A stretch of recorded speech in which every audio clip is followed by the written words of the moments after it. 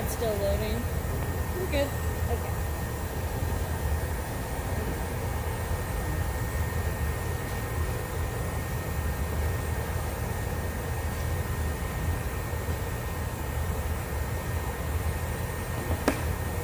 Hello, greetings from the Toledo Museum of Art inside the Glass Pavilion in our hot shop. My name is Joe. I will be narrating today. This is Colin. He's going to be the gaffer. He's going to be the one who's designing the piece for our table that we have today. And then over there is Maura. She's going to be assisting Colin. Now, just to introduce you a little bit of how a hot shop works. Obviously, the main thing that we have is our glass furnace, which Mara's standing over by. You want to crack that open? Now, that is rocking at 2,150 degrees Fahrenheit. And at any given time, there's about 600 pounds of pure molten glass inside of that container. And then Colin's going to take one of either his blowpipe or his punning, and he's going to actually gather that up. And all the gather is just by getting a little bit of glass on the end of the blowpipe. We have our pipes right now in the reheating, or not reheating, in our pipe warmer, because glass does not like sticking to cool things. It only likes sticking to hot stuff. So, if Colin wants to grab one of those, we'll pull that out, and it should have a nice little orange glow going onto it. You can see that right there. That's perfect. That's prime for gathering up some glass. Now, today, we are doing it through Colin's fable that he has, and he's doing the crow in the pitcher. It's a really good story. What can I do to finish this or fix this problem? So the crow went and grabbed a little pebble and threw a pebble into the pitcher. You notice the water level raised a little bit. So it went around and kept collecting little pieces of pebbles, dropping them inside the pitcher and raising the water up. Eventually being able to drink some of the water. What's the moral of that story? Coming up with a logical solution to a problem. Just because something's there doesn't mean we can't fix it. We're problem solvers. And right now, Colin's got that gathered glass. It's looking really, really nice. He's working on another one of our fancy high-tech tools. That's called pipe cleaner.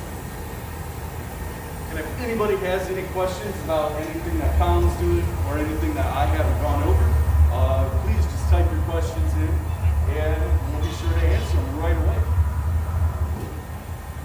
Now Colin's got his second gathered. It's looking really, really nice. See how it's got that really gorgeous orange glow to it? Very cool.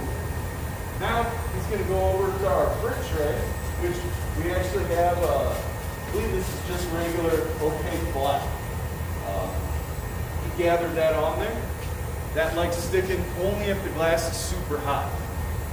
You can see how it's got that really nice effect. We have many different forms of glass color that we can work with. One of which is Fred, just like Colin showed. The other one would be bar. And then the last but not least would be powder. It's right in the bottom of this glass container, just finely crushed up glass color. And then the Frit that he used is just chunks. Does a really nice speckled effect. Super, super awesome.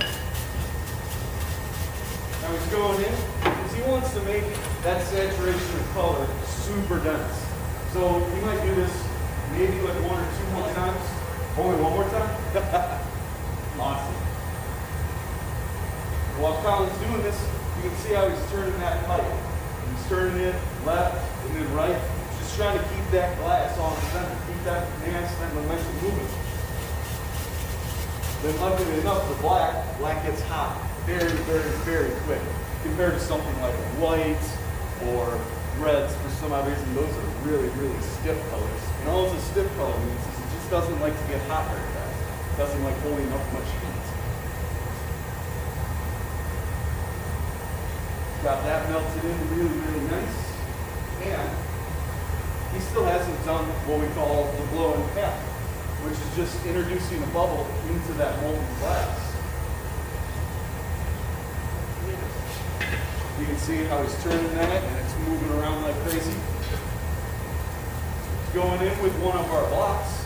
Now, the reason why we call these blocks is just because they're carved out of a block of wood. And then we waterlog it So in that way, when the glass comes into contact with it, it actually creates a layer of steam. I think it's called the lady frost effect. I believe that's what it's called.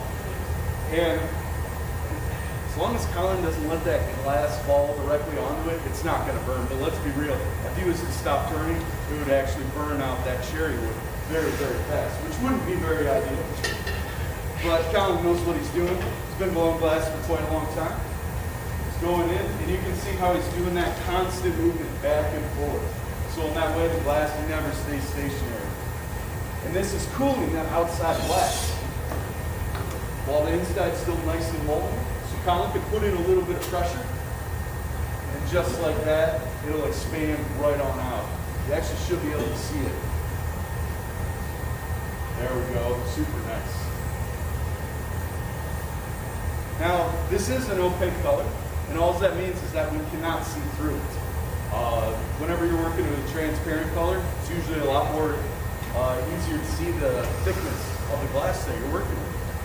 But Colin's got this. And right now, I believe he's making the beginning of his crow. Setting his diamond shears up, going over to our marker.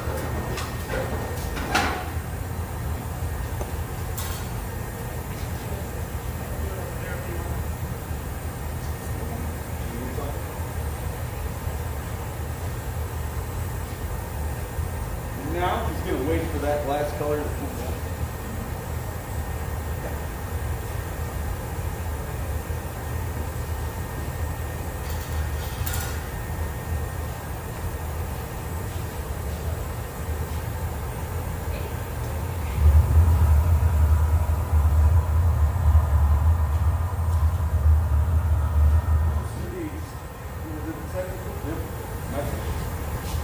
Now Colin's just marbling that off, and he's letting that color just drip off, super nice. And this will give him a nice clear coating on top of that glass color that we just picked up.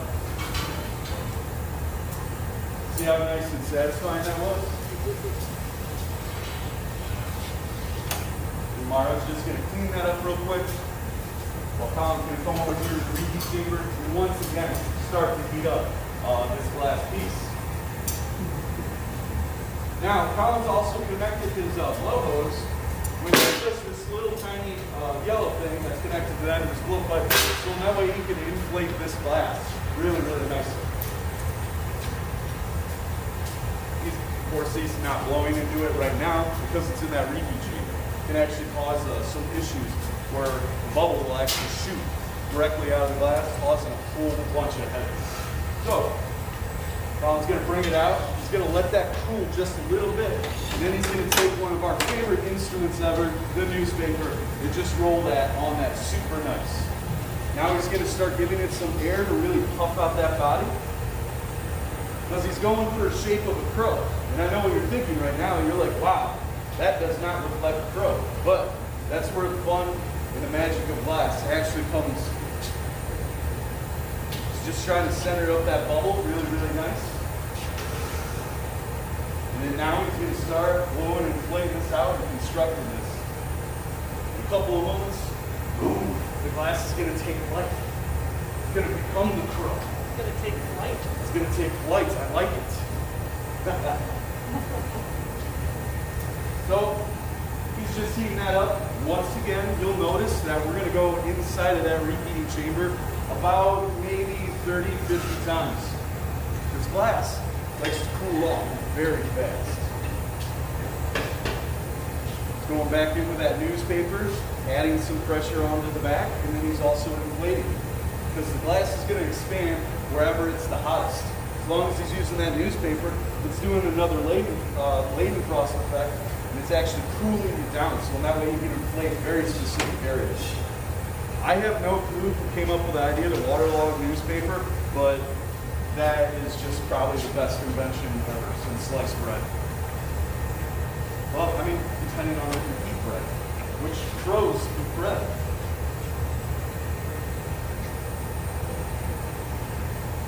Going in for that heat.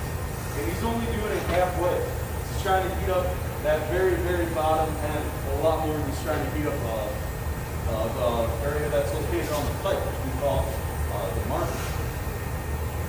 Or not the marker, the boil, my bad. Now he's doing some nice stretching just by spinning that over his head. Not only does that help elongate the glass, it looks really, really cool.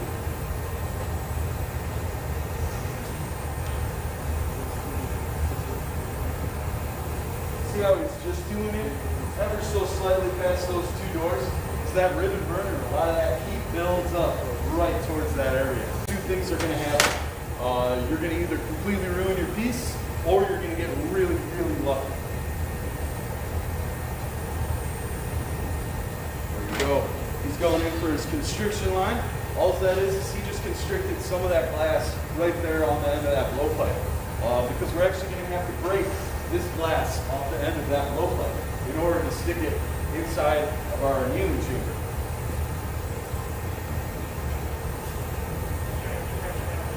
Yeah. Colin's going for a little bit more of a stretch. It's going to look super awesome. You want me to take this away?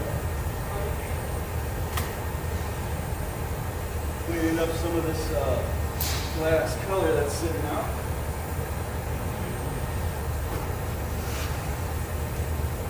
Then I'm going to get ready his glass color for his next part. Going in with his tweezers, grabbing that glass so that way he's got a nice piece to actually grab onto. Squeezing down some of that air so when that glass really constricts down. Right on the end. Because if he gets that end too hot and he tries to pull it, it's just going to come right off. He wants to try to elongate the entire body itself. Keeps on doing those targeted heats. He's putting it inside the reheat chamber for 7 seconds and he's pulling it about halfway out. Really trying to heat up that center, build up a lot of that heat. You can see that color difference going on right there. Pulling it down just a little bit more with his tool. And then the dunk in the water. There you go. And just like that, using some brute strength, it's elongating that out. And then now we can see how that crow's starting to come to fruition. Super awesome. Just like hogs, it changes in like 1 second. It's awesome.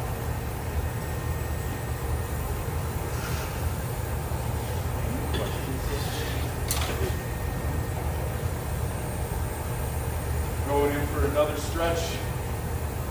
And now he's trying to kind of shape this up. He's got that head area pulled now.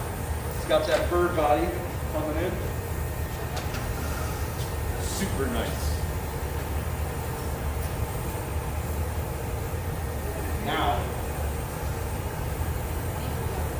it's looking good. So, also to try to kind of introduce some other tools that we're using. You might have seen these two really giant fire-breathing tools back here. The fluffy torch and our Ranger. Colin doesn't have to use those yet, but those also help a lot when it comes to targeting heat into glass. Really, really nice. Using that paper, because that's about as close as his hand can get to touching actual glass. Shaking that up really nice. Just going for that whole bird-like body. Eyeballing it a little bit. And he's feeling good about it.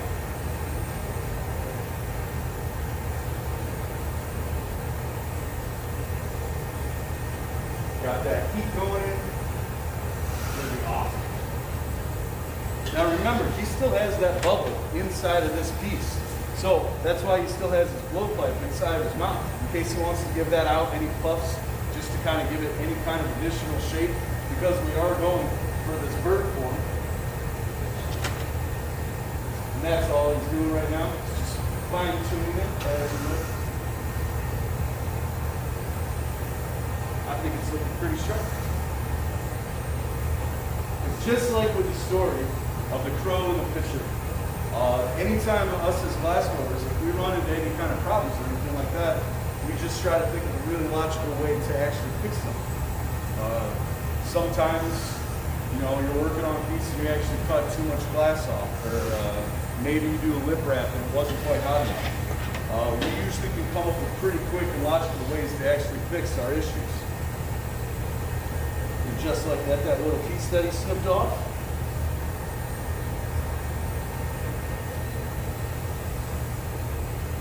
Really trying to flatten out that chest area of the bird.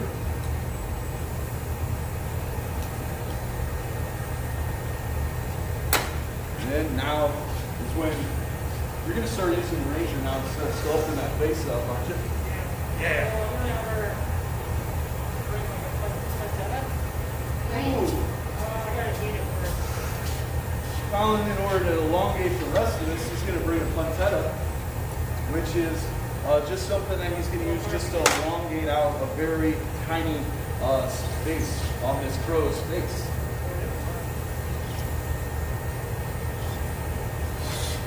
Very cool. Taking off his blow hose.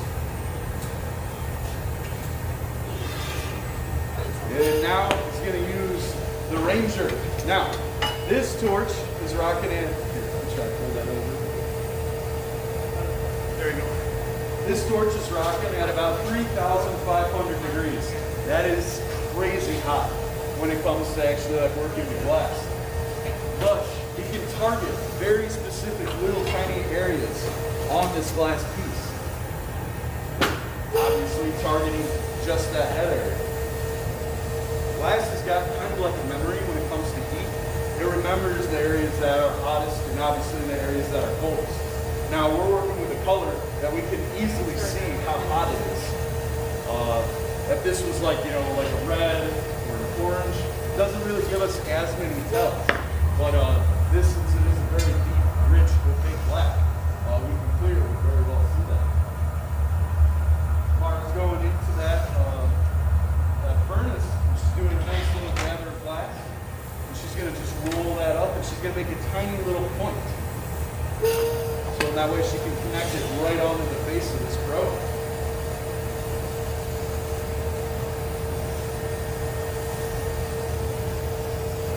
I'll just boost in a little bit of heat into that moil.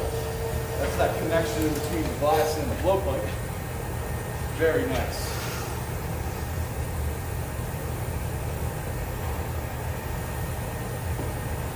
Mara's just filling out for a little bucket that she's going to bring over to this.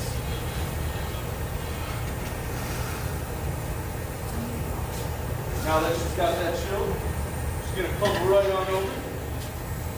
Lift that up and they're going to connect this right onto that piece. It's going to be really, really nice. All the way up. Targeted, pushed against it, and then we're going to slowly lift that beak right on out of here. Just like that.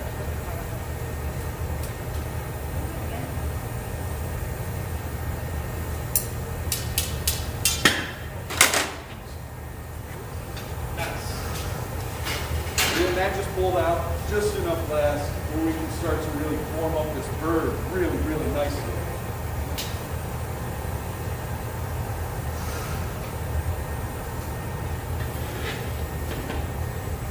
He's going to go back in with his Ranger because he just wants to kind of like melt down that little pointed up area just so that way you can kind of finish forming this crow's face.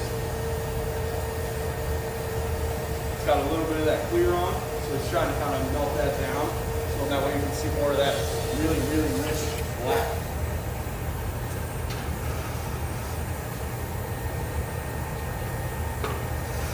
Mara is now joining up the party and just giving it some really nice flashes for Colin. Colin attaching his flow tube once again. Then it's just going to torch this just a little bit longer and then slowly start to poof that air up.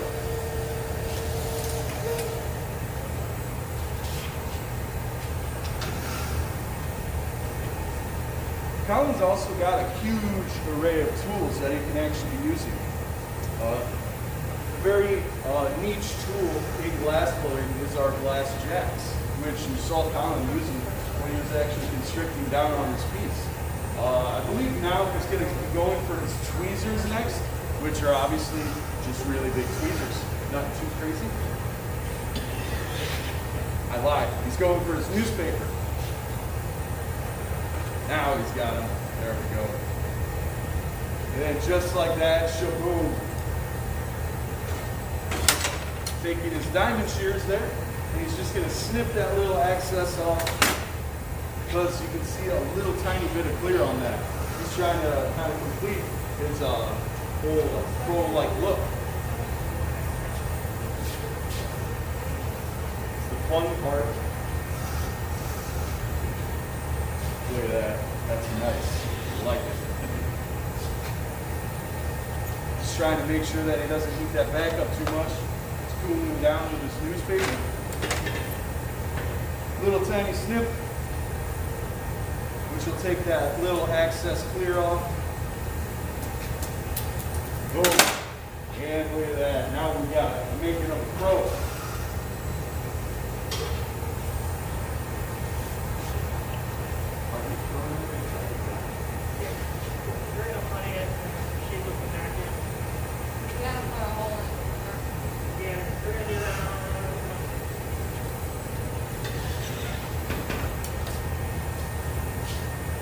One last little tiny fix up.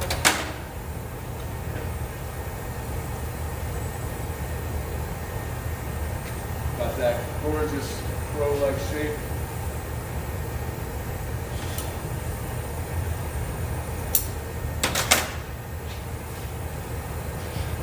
Awesome. And then I believe what they're about to do is they're going to make a punny. They're actually going to punny up, so now they can start shaping up this bird from the back. So obviously that blowpipe really be really difficult to actually work with the back of that bird. So he's going to just do a light little connection to the top of it. Then they're going to do what's called a transfer.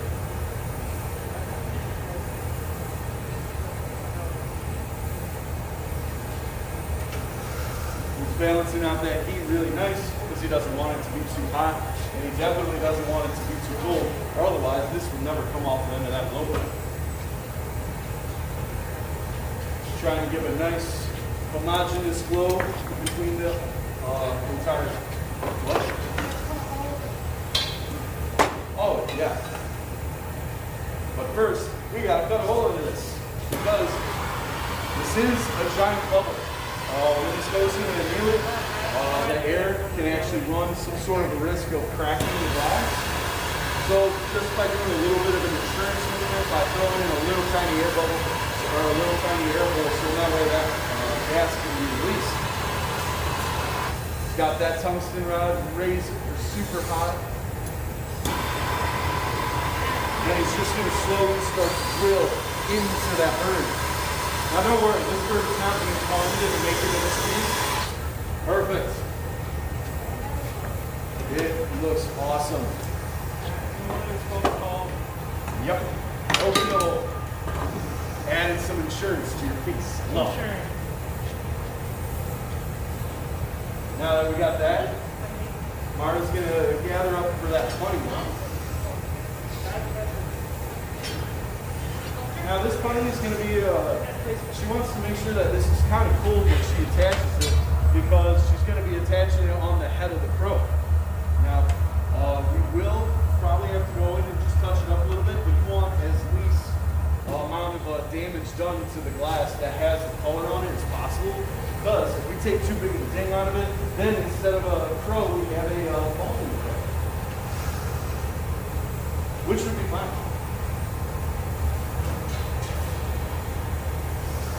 Cooling down her pipe over there. Colin's trying to make sure that's nice and homogeneous. It's looking pretty even. It's got that orange glow pretty consistent all the way through it. Now Mara's going to give a little bit of boost of heat into that bunty.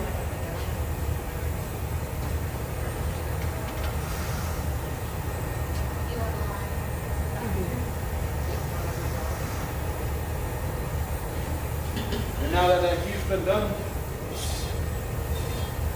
he's going to switch it with Colin. Colin's going to use his jacks right there. He's going to roll that on, cooling off the sides, elongating it how he prefers. Now he's doing a constriction. Now, that tool started originally as a pair of sheep shears. And then Dr. Frankenstein got a hold of it and it turned into those. But honestly, those are like the best tools. You can do practically almost anything with them. Now Mara's got it. She's standing up. They're doing this punny connection right on the back of this bird. Just like that, setting it nicely. Giving it a little time to cool off.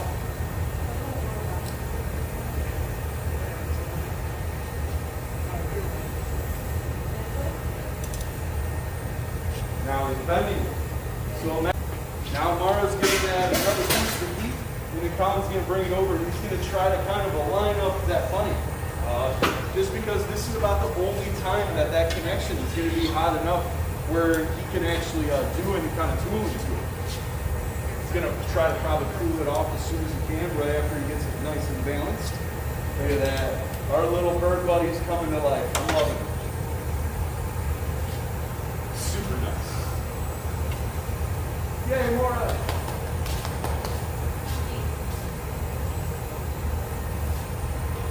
There's a large amount of different bunnies you can actually do anytime we are working with glass. This is just specific to what Colin's making. He has control. He didn't want it directly connected onto the head. He wanted to actually have it more of like a balancement of the weight. Which is a pretty good idea if you ask me. Just kind of depends on your application that you're actually working. And at this angle, he also has it where you can really heat up that back part of that bird very, very nicely. And if the bunny wouldn't have gone right, that's perfectly fine, because that's the meaning behind the story. We would have fixed it anyways, right? And nobody would have known.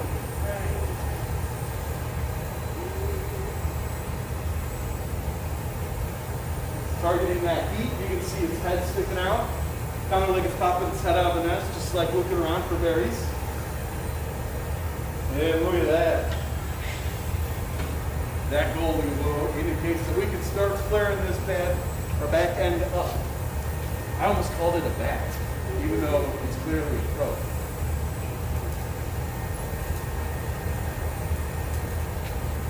Squeezing that together. And then, boom, look at that. I can't believe he did that in one shot. That was really, really nice, Colin. That was cool. Always. So now he's going to give that a flash, and I think he might do some slight tooling right on the back end of those feathers. He may not. This is one of those things where it's always up to the artist's kind of like what he's going.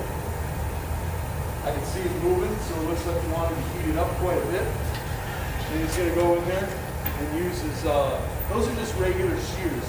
He's just going to kind of pull it out. I lied, he's going to cut it off. That's looking sharp.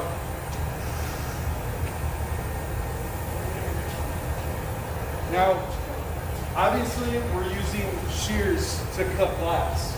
If this glass is too cold, those shears are not going through it. If it's hot enough, like it did, like you just saw Colin do that, it can cut like right through it like hot taffy. It's so nice. Such a satisfying feeling to do it.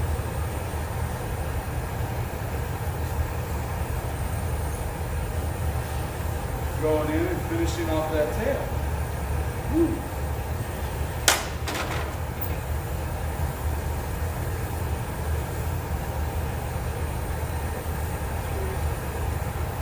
Or just give him chickens. He's not liking the huge amount of glass that he's got on the end of it, so he keeps trimming that off. It's one of the things with working with opaques that you kind of it's just kind of like a necessity of the beast.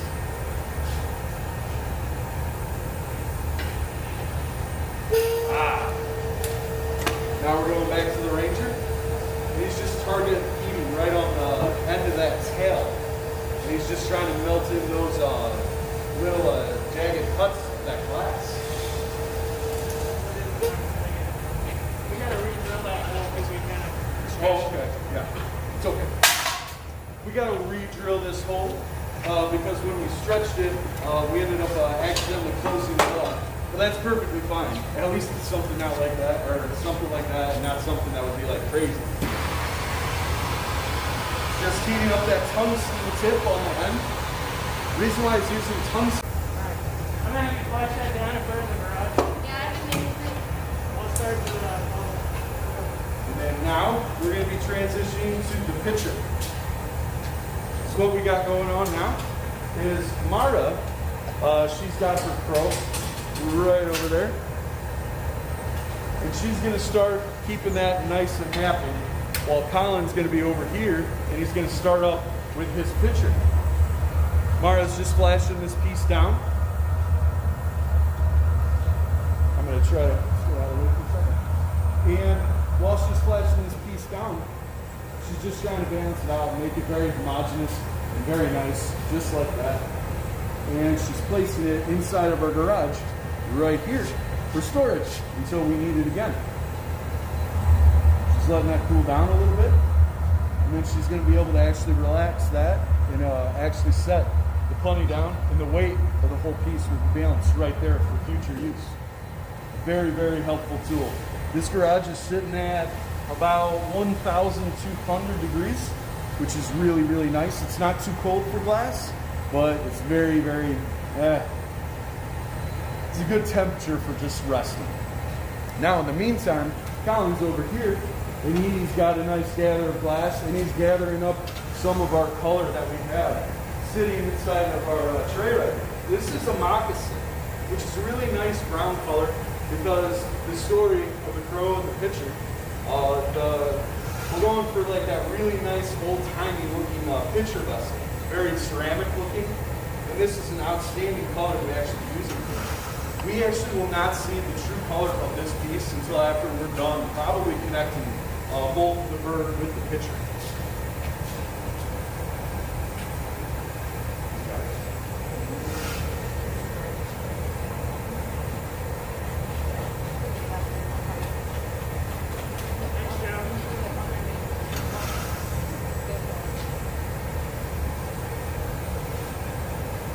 Give me 1 second, ladies and gentlemen.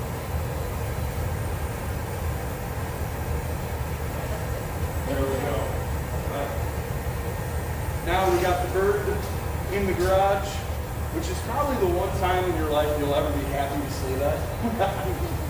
Now Colin's marvering up this glass. You can see how he's turning. Now, this is our marver. This is carbon steel. It works really, really good as a heat sink. He's just twisting it up because he wants to give it a nice organic color tone with this grit, this moccasin, just being twisted up really, really nice. Cool thing about carbon steel is it's just a gigantic heat sink. So he just rolled a couple thousand degrees glass on that, and boom, it doesn't hurt your hand at all. I've been doing glass for about 4 years, and that never gets old. I still think that's so cool. But, you know, everybody's got their thing. Now Colin's got this glass. He's going to once again do the block. Now, you've noticed, just like the bird, he goes for this Q-tip / bullet shape. That's 90% of glass blowing is honestly keeping a nice Q-tip or bullet shape. He's got that made, and I think he's going to go for one more gather on this, correct? Nice. So this is going to be a big old picture. It's going to be awesome. Mara's over here, still same thing, launching the burn in the box. Very nice indeed. Colin's doing these gentle, nice turns. Going back for the block, because just like with the bird, we didn't throw the bubble in yet. And that's what he's about to do. Rolling it on that block, keeping that outside shell.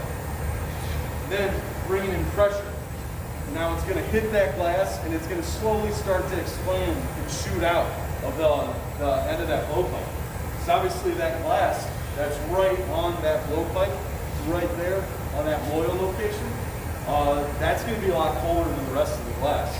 So you got to put in like some serious pressure with your breath, and then cap it with your thumb.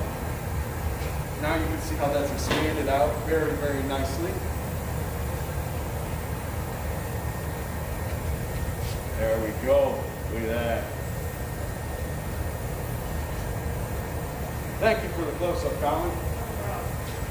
Now, we have two things working against us now. We have color, which can either hold in heat or lose heat really, really fast.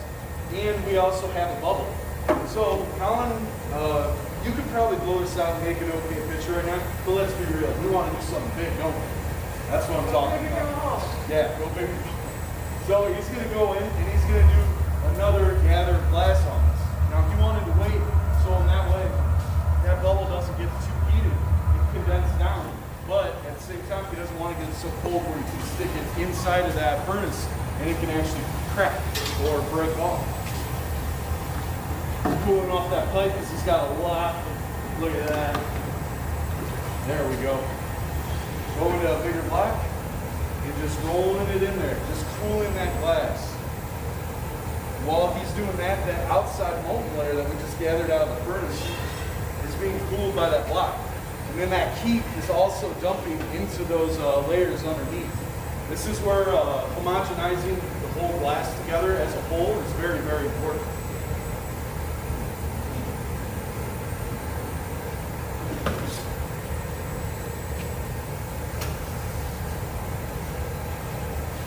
For that heat to soak in, and then he's going to go back in there, and we're going to start blowing out this vessel. I was going to call it a pitcher again, but I guess I'm kind of ruining the surprise, but I already told the story. He's got that heat targeted on it. This is obviously not going to be a super long heat because he's got all that residual heat. Going back in, you're going to do probably one quick roll with the block and then start to inflate this up. Once again, our best friend, the newspaper. And you see that really cool sleeve that he's got? A lot of glass blowers wear some sort of a sleeve, like a Kevlar sleeve, or 100% cotton sock. And that's just to prevent some of that really building up and getting that soft tissue of your forearm. Because let's be real, even though you're around it all the time, you're never going to get used to a couple thousand degrees. That's just impossible.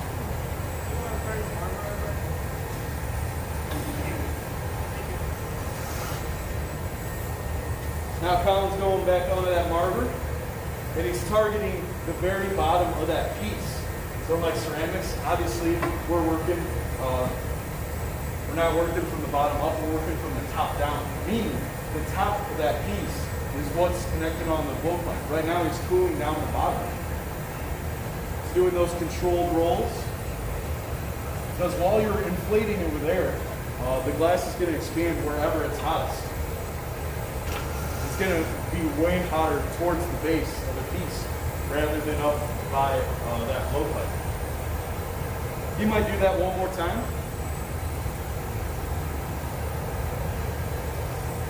But by cooling that really ensures that he's going to have a lot of mass on the bottom of that piece, which is good because some of us have kids, other of us have Great Danes that get way too excited when we get home, and we want our glass pieces to last preferably the rest of at least 2,000 years. Going in with that constriction with his jacks, it's just making it really, really nice. Now he's doing a controlled roll with the sides of those blades. Very nice. Lining up that bottom so that way it's really happy. All the while keeping it nice and homogenized. The two glass vocabulary words of the day. Homogenize and copacetic. Balancing out that heat and copacetic. No clue what it means, it just sounds really cool. Just trying to keep that up really nice and even. And the famous question we get is, does it matter which way you turn? Not really. If you're working with some like certain colors get a little hot and they can do kind of like guess the best way to say it is kind of like a little zigzag pattern, but you can usually turn left for a little while and then switch it over and go right. Just kind of depends on your personal preference. Colin goes back and forth. I think that's one of those things where you kind of just get used to doing that.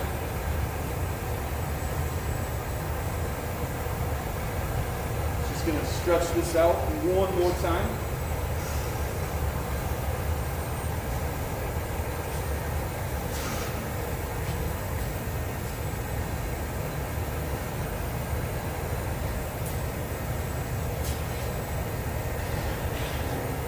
Just like that, you've got a really nice shape.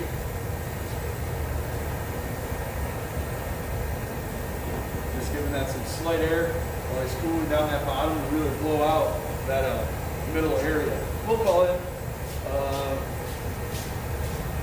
I guess we could just say he's going for that really nice pear shape.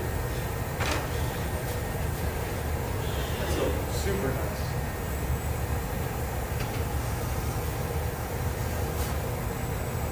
Mara's still over here checking in on the bird that's sitting in the garage. It's doing just great. So you always got to watch it. Okay. Gloves, you said? Yeah, just one.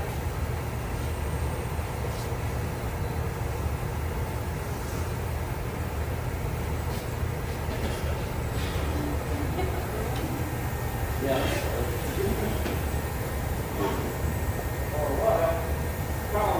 Finishing up that form for his piece. Let's get to the point now where pretty soon he's going to actually have to transfer that off with the blow pipe. That's such a nice shape. Anytime you're working with glass, you start getting really obsessed with just really, really clean shapes. We understand that it's like handmade, but us as glass blowers, we can make something that looks like it's made by a machine. It makes us feel really good. And I think that pair looks like it's made by a machine. And that machine's name is Colin. Nice. That bird is still kind of a little hot, but that's okay because we're in control of it.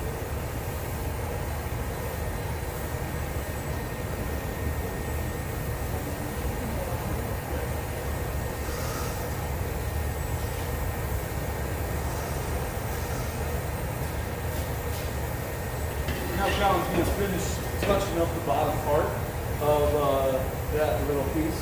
Martin's going to come in with this pad, flattening it out so that way we got a nice area to balance this piece on. See how he's turning pretty fast? He's using that paper. And Marta is using that little cherry wood paddle. Just like that, that's flattening. Super nice, super on balance. Then that means that we're about to do another transfer.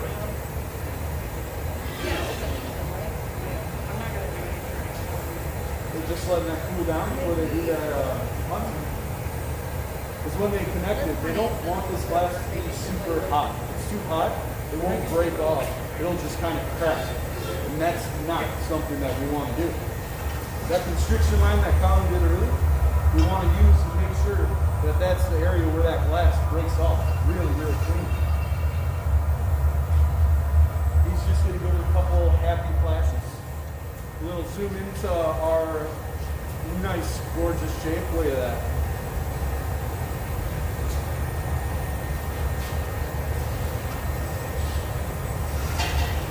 All the while, all this does is this just gives a nice little bit, or it just gives a nice little hole in the middle, so in that way you can have more of a surface grip, but not a huge block of glass that I can put on the piece. Just a little bit more stability. We are going to be putting our bird that we had, and we're going to be putting that on the top of this picture.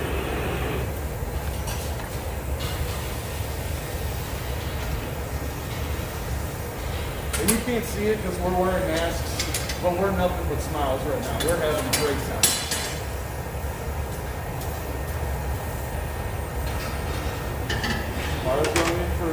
glass, you have to cool off that pipe, just boost some heat into that funny, because we want that connection to be nice, to be able to stick and become tack, but not super molten where it just globs on. Because that would kind of ruin the idea behind making the crown pipe.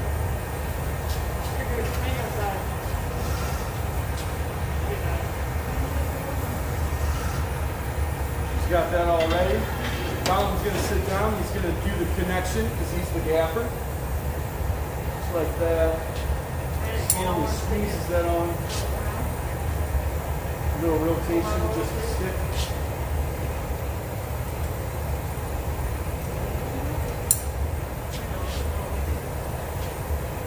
Colin's just centering that up as nicely as he can.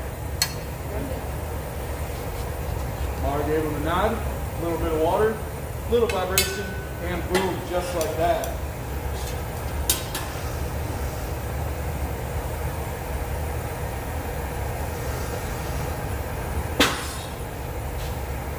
Colin just warmed up his tweezers a little bit because he did just dunk those into water.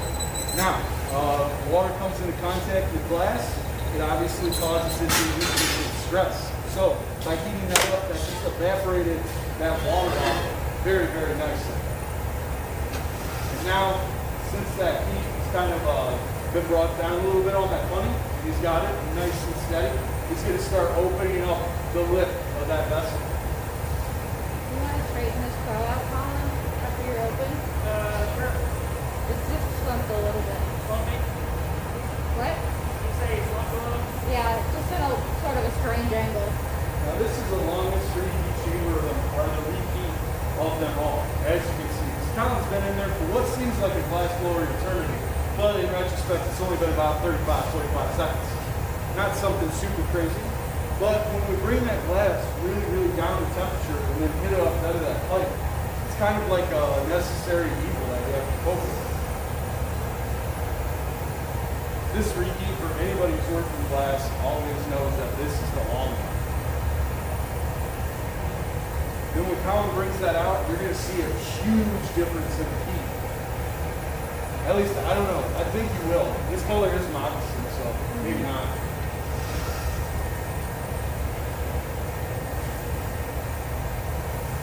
Still targeting that. Just trying to make sure it's, there we go. Still targeting that, trying to focus that. And the reason why he has to give that one long flash is because that gather of glass that's on the end is the only thing that's holding it onto this punting. And if that decides it got too cold, we do a floor model. And those, nobody likes those. It's always a bad day. So Colin heated up that area and he squeezed it down a little bit with his newspaper. And then he's going to come out and he's going to use his jacks and he's going to start to open this up.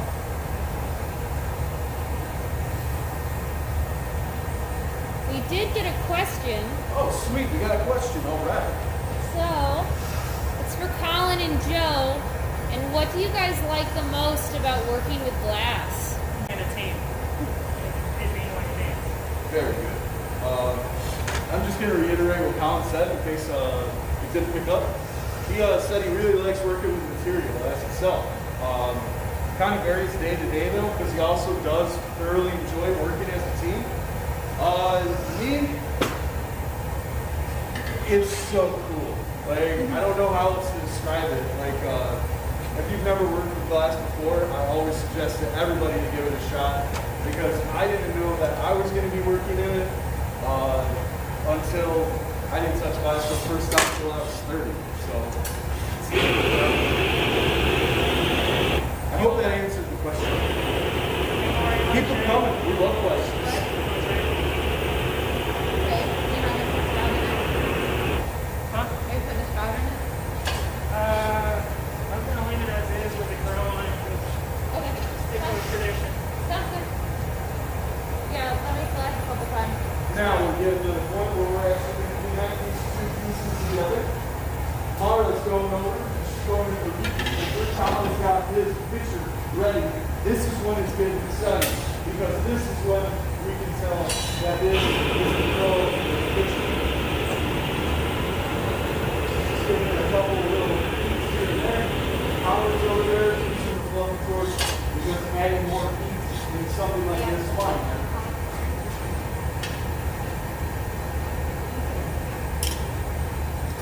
Colin's just doing some final touch-ups.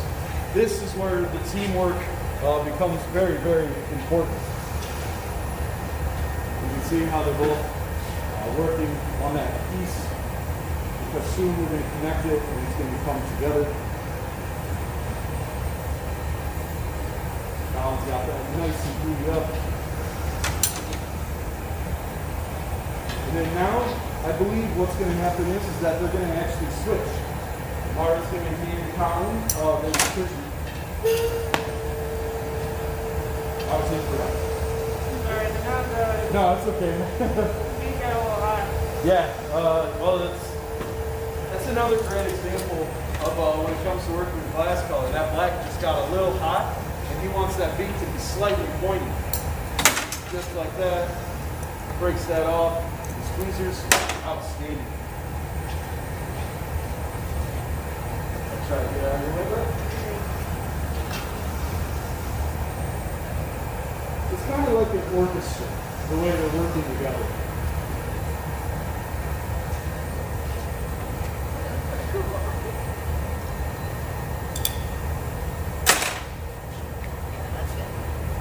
Checking to see if it's balanced. And then he's going to give it a flat. And then now he's going to trade with Mara. He's going to take that picture. And Mara's going to get that bird just a little bit more toasty. And then we're going to stick it on the lip of the picture. It's going to be really, really exciting. See how they're working? It might be hot in this hot shop, but they're cool as ice right now. Look at this. Looking for a good area to connect that bird to, so he's using his Ranger, his really, really hot torch, just to kind of melt down an area.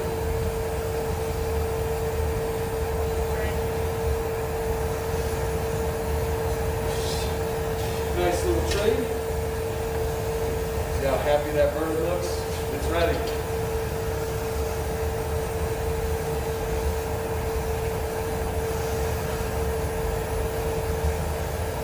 Probably one more tray.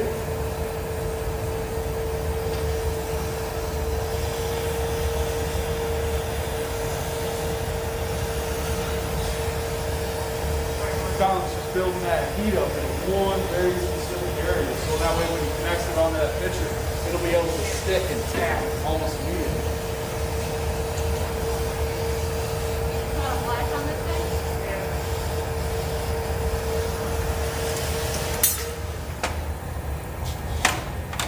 Then he's going to grab it, hold it up.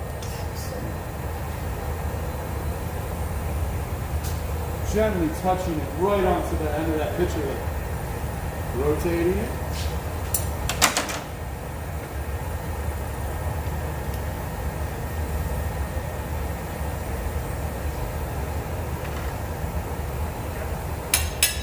Very good. Outstanding. Now Colin's going to try to build that heat up in the bolt because it just has that little tiny connection that's holding it right now. So he's being really, really careful. Now we're just going to kind of melt off that last little piece that's on the back, which is our piece of our sculpture bunny. After he lines this up, you can see how that bird is just moving all over the place. That's just because he had to get them so hot in order to have them stuck together. Now, what once was two pieces of glass, now it became one. That's looking good, but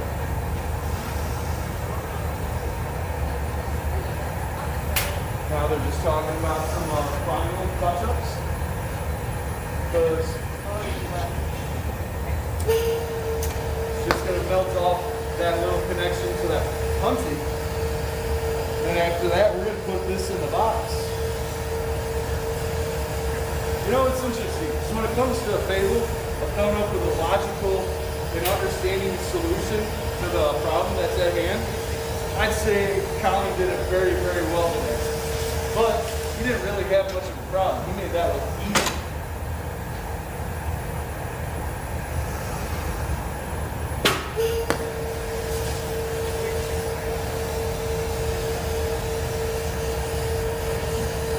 Roasting that heat up.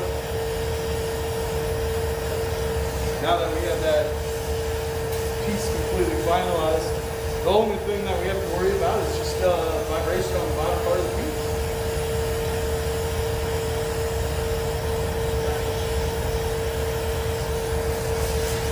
This is the kind of fun tedious part, because we have to keep doing these flashes. We're trying to bring down the heat so in that way it's homogeneous all the way around.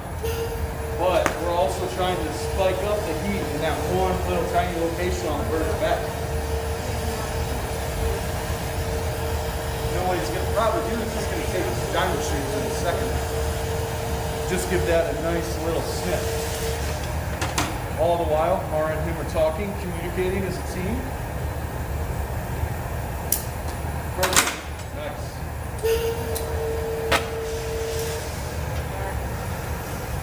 Now we cut off that little piece that was connected on the plank.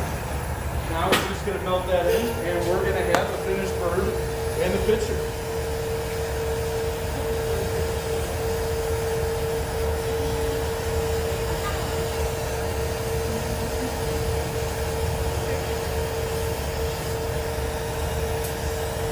It's interesting, because like I'm trying to come up with crow facts in my head, but for some odd reason, I could not come up with a very good one.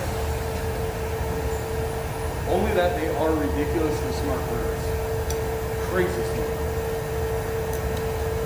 Break off. Look at that beak. Yeah, that's a good one. I think that's looking great, Colin. Yeah. We're going to flash it down? All right. Colin just told me that we're flashing this piece down, which is just where we're going to keep giving controlled flashes. This might take, since there's two pieces, I'm going to take a lot less than say that. This is probably going to take about 2 or 3 times going to the heat to know that heat inside of that point. So that way we can break it off.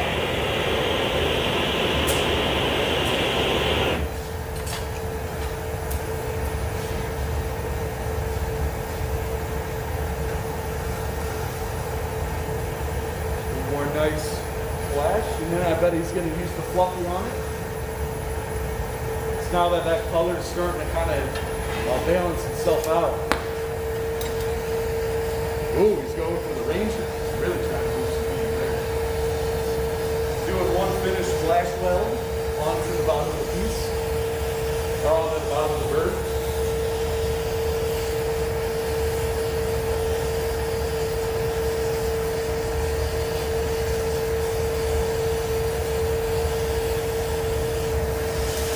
And then meanwhile, Mara's getting over here.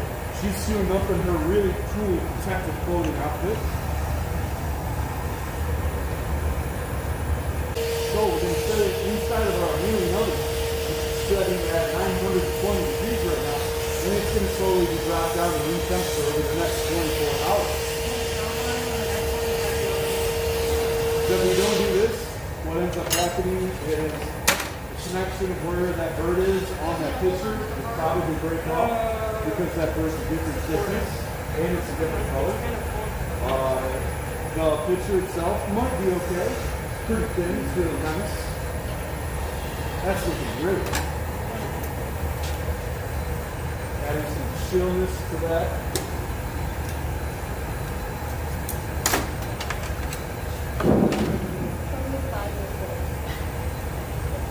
Put in some water, and now finish this setting, brother. We're just going to knock this bad boy off. Boom.